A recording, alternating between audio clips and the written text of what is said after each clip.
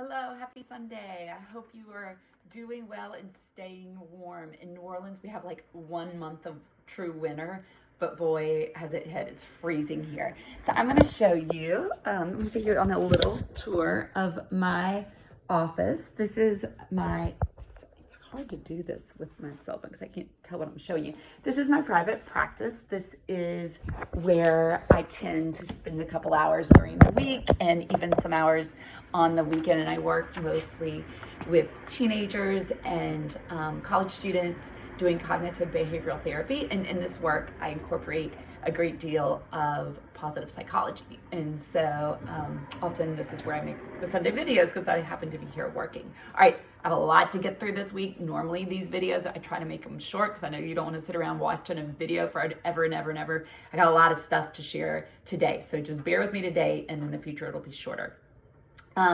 Going to put a link to the competencies and outcomes for our course under this video, and I'd like you to take a look. The way to think about the competencies and outcomes is these are the skills we want you to develop over the course of the semester. Every assignment is built on trying to build these competencies and outcomes. So even an assignment that literally takes you 5 minutes is scaffolding and building some of the skills. And what I would like to say is there's no busy work in this course because everything is mindfully created to build this so that by the end, you have evolved these skills that allow you to be a positive psychology expert, because that's what you're going to be when it's all done, an expert. All right, this is unit 1, week 2, and I'm going to publish a new Hangout today. Remember, you contribute to those on Sunday, Monday, and then you go back in throughout the week and add more to it. This is a graded assignment, but it's really about building community, because this course is as much about our connection together as humans as it is about learning theory and such. I think it's a great idea on Sundays when you are watching this video, or Mondays whenever you choose to watch it, to click on your grades on the left hand side and see if you got everything in for the week, just so that that's a good habit to get in, so that you can catch things that haven't been submitted if that's the case. Remember, you've got to remember to go back into discussions and to assignments and do the discussion piece after you've turned it in. And so that takes a little, your own system for staying organized, that you can remember to do that. You can ask for extensions with assignments, but you need to ask ahead of time. And it's not a habit to get into, right? Like, save those for the real exception to the rule, when things have really piled up, or you've got a whole bunch going on that you need an extension, because you miss out on the discussion piece and the connecting with classmates. And that's where a lot of the deep learning goes. When you take somebody else's thoughts and you process it and connect it to your own thoughts, that's where enduring and deep learning happens, and that requires work to be submitted on time. But life happens too, so sometimes you may need an extension. But like I said, let it be the exception. Okay,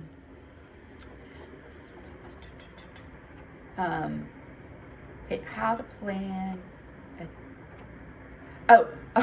Sorry, I have horrible handwriting, so sometimes I can't read my own handwriting. Okay, so there is, so when you put a picture or some sort of attachment into Canvas, we need to be able to see it on the page. We should not have to click something. So I will send, you learned how to do that in orientation. You can always go back into orientation and find that link on how to do that and watch that. But I'll also send it to you if you put something up on Canvas and we're not able to see it. We shouldn't be clicking onto things. We should go straight to that document or attachment or picture or video, especially with the videos. Group work, we do have a group work assignment coming up, so make sure your group is figuring out when you'll meet. We have a lot of international students this semester, which is amazing. I love that, because it means that these are more cultures that are coming together, but it also means that you've got to be really conscientious about time zones and planning ahead when you're gonna meet, because no one should have to meet past 10 at night. And so you need to really be thinking about how your time zone matches up with somebody else's when you're planning your group work. But it also means you need to schedule your group work way ahead, because it's going to take some coordinating. Support communications will start soon, and what that means, if you're behind on assignments, I'm required to send out a support communication that goes to your site director, to you, and to your parents. This is not a punitive punishment thing. This is all right, let's all get on board together and support you in getting caught up. And then once you're caught up, it's all resolved. You have, just to give you a little insight into this week, you're going to step into the shoes of a positive psychology researcher. So you are going to identify something that you want to, like, early in the course, know more about. And what you're going to do is go out and research that thing, and then take that research and build 10 questions that you'll use to send out to family and friends. And then you'll take the results of the feedback you get back from them out of that survey, and then you'll write up a analysis of it. And this is where you push yourself to think deeply about theory and what does it mean. That's when you're writing analysis, the driving question you always ask yourself: what does this mean? What does this tell me? What do I get out of this? And that's what you're writing up. You're not saying simply like 9 out of 10 people said such and such. You're saying 9 out of 10 people said such and such, and what that tells me is this, right? So we're looking for insights. Brene Brown is a researcher of human emotions, and she often will say, like, her research is data with a soul, right? And the soul comes in because she's taking the data and really exploring, what does it mean to be human? What does it tell us about the human experience? All right, so one little just tidbit: when you are doing your discussions with each other in the assignments, please just make sure you use each other's names. Like, hey Sam, when you said this, it got me thinking about this.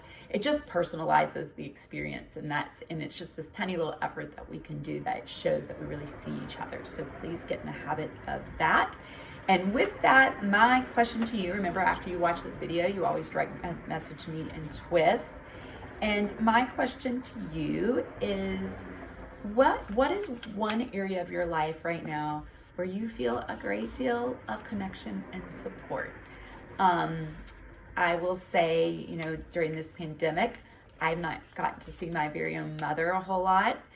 She's elderly. She is very careful, as she should be, and that has been sad. So we talk on the phone more than we ever have, and I've grown to, instead of like looking forward to being able to see her on her weekend when I haven't been able to, instead now I look forward to our phone calls, and I use those as a time to feel a lot of support and connection. So tell me about the place in your life where you feel some support and connection. I look forward to hearing from you. Have a great rest of the day.